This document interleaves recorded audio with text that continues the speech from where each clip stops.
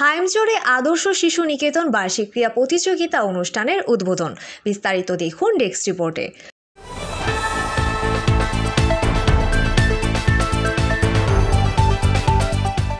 সুস্থ দেহ আর সুন্দর মন, মানসম্মত শিক্ষা অর্জন, এই প্রতিপাদ্যকে সামনে রেখে চাঁদপুরের হাইমচর উপজেলার আদর্শ শিশু নিকেতন বার্ষিক ক্রীড়া প্রতিযোগিতা উদ্বোধন অনুষ্ঠিত হয়েছে।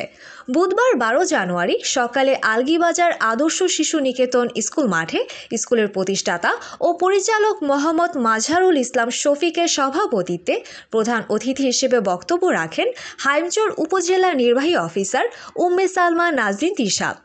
বিশেষ অতিথি হিসেবে বক্তব্য রাখেন হাইমচর থানা অফিসার ইনচার্জ মোহাম্মদ মইউদ্দিন সুমন, উপজেলা মাধ্যমিক শিক্ষা অফিসার মোহাম্মদ মোস্তফা কামাল, উপজেলা প্রাথমিক শিক্ষা অফিসার মোহাম্মদ মনিরুজ্জামান খান।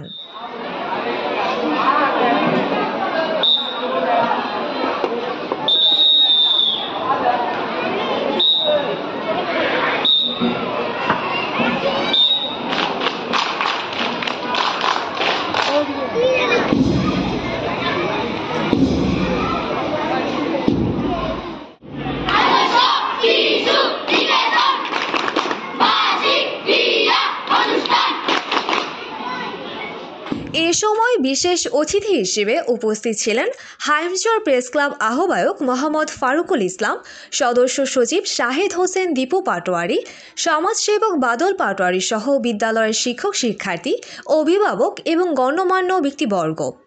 অনুষ্ঠানের প্রথমেই পবিত্র কোরআন থেকে তালাওয়াত করেন স্কুলের ধর্মীয় শিক্ষক। পরে জাতীয় সঙ্গীতের মাধ্যমে জাতীয় পতাকা এবং স্পোর্টস পতাকা উত্তোলনের মধ্য দিয়ে বার্ষিক ক্রীড়া অনুষ্ঠানের উদ্বোধন করেন অতিথিবৃন্দ।